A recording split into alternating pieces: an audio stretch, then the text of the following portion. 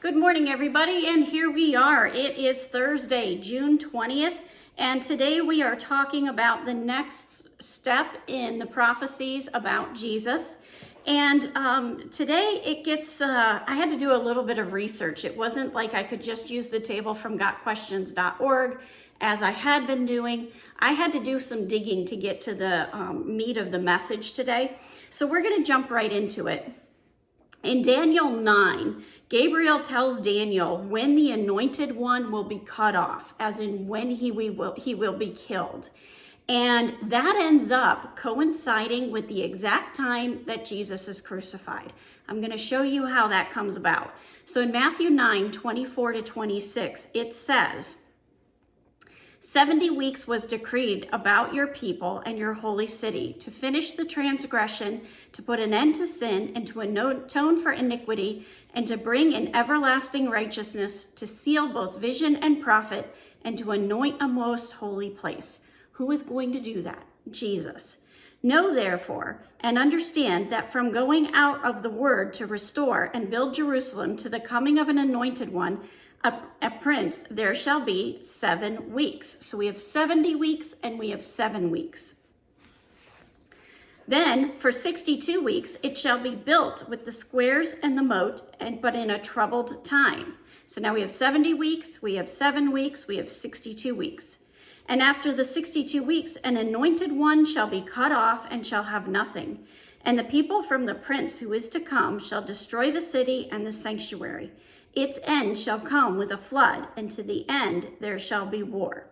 So Gabriel is telling Daniel all these numbers. And when you put all these numbers together, you find some very interesting thing. Well, first of all, you have 49 years. That's the 70 weeks and 7 weeks multiplied together. You end up with 49 years. Then there's 434 years. It divides that 490 into smaller units. There's 434 years, there's 7 years. When you put that all together, it ends up equaling 483 years. So when we put all that together, we know from history that the command to restore and build Jerusalem was given by King Artaxerxes of Persia in 444 BC. That's in Nehemiah 2, verses 1 to 8. So when you work out this math, it ends up falling right on Jesus's 33rd year of life when he was crucified, exactly to that year. So in Matthew 27:50, it says, and Jesus cried out again with a loud voice and yielded up his spirit. That is when the anointed one was cut off. He was cut off for those 3 days that he was in the tomb. Given the fact that we have this research now, why didn't the Pharisees and the Sadducees understand this? Well, there were a lot of things that were preventing them. Their pride. They were supernaturally prevented because Jesus had to go to the cross. They had to complain and want Jesus arrested. All of that had to happen, and that's why they didn't see it. Now, our next place in prophecy is where it says that the branch will be a priest in the temple. Jesus is a priest in the order of Melchizedek.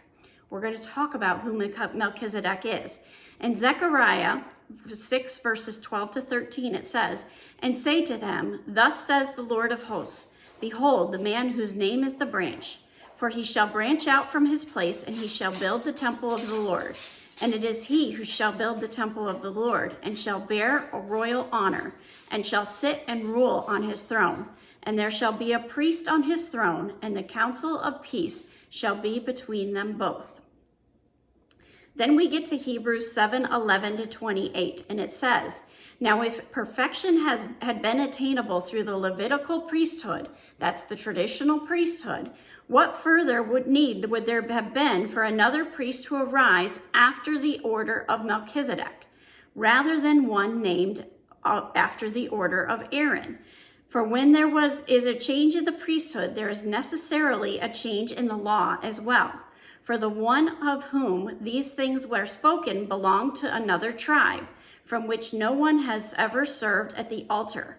For it is evident that the Lord was descended from Judah, and in connection with that tribe, Moses said nothing about priests.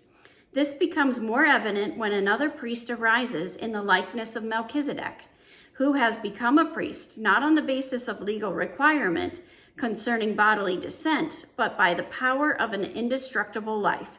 For it is witnessed of him, you are a priest forever in the order of Melchizedek. Okay, so there's a lot in here to understand. There's a lot in here to break down, and this is going to be a longer message. We're already at 5 minutes, over 5 minutes. Melchizedek came and served Abram as a priest. Melchizedek never died. He just kind of disappeared out of the narrative in the Bible. That is a priestly line that is forever a priest. Now, the law had to be changed. So Jesus had to come out of a priestly order that was different than the Levitical priestly order. We already had the Levitical priestly order for hundreds and hundreds of years. It was not working. Jesus came in and ushered in that change. So where do we see Melchizedek in the Old Testament? You're going to find him in Genesis 14, verses 17 to 20. And then you're going to find him again in Psalm 110, verses 1 to 4. I'm going to let you look that up on your own. But the whole purpose of Jesus being in this line of Melchizedek is because he ushered in the culmination of the law, fulfilled the law, and said, now I'm bringing in grace. Now I'm bringing in this new covenant where we can walk free from sin. Even when we're a mess, God doesn't see that mess. He sees the righteousness of Jesus Christ. Have a wonderful day. God bless, and keep walking the walk.